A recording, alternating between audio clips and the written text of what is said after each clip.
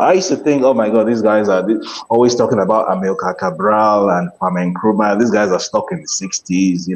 Africa is not that place anymore. We have agency now. Everything is down to what we choose to do, blah, blah, blah. And I'm watching all of this happen around me and I'm realizing, first of all, whether or not Nigerians voted or didn't vote in 2023 made no difference to who was going to become the president. Nope.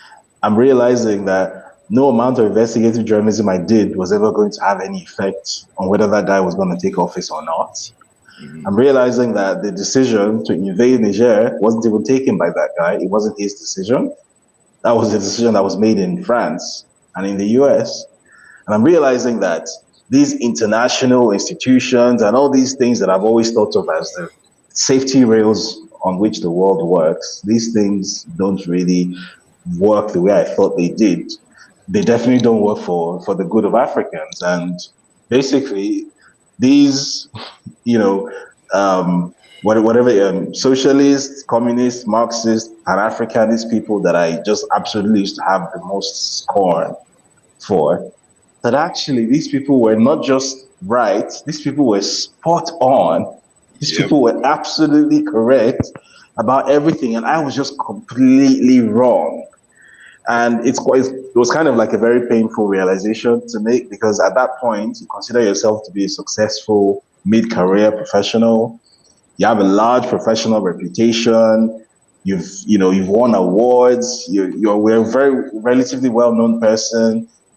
And in the space of like 1 week, your entire frame of reality just Wow. completely cracks. And Wow. then you suffer this extremely humiliating ego death because then you realize that everything you think you don't know.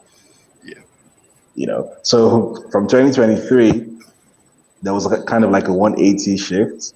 So the last time I did one of those long read investigative blockbuster pieces that I became popular for was in 2023.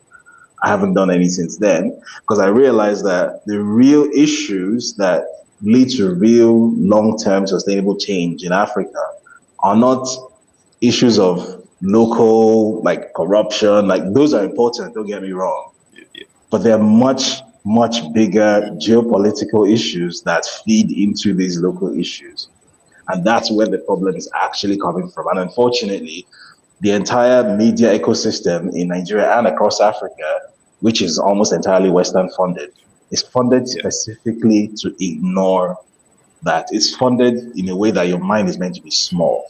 You're only supposed to, if you're in Rwanda, you're only supposed to know what's happening in Rwanda. You're not even supposed to know what's happening next door in Uganda. If you're in Nigeria, you're not supposed to know what's happening in Niger. You're only supposed to have this very narrow picture on the world and this very narrow idea of reality and how the world works. And I realized that the only way for this situation to change is one, Africans as a collective have to do it. Africans cannot do it in silos. They can't do it as Nigeria or as Ghana or as Kenya. It has to be a collective thing. And secondly, for that collective consciousness to happen, there needs to be a media effort, a media ecosystem, or a media platform that will arise that is very unapologetically Pan African in its outlook and that very unapologetically seeks to create that specific outcome. And that's how I ended up working for African Stream because African Stream Yeah. was that platform at the time.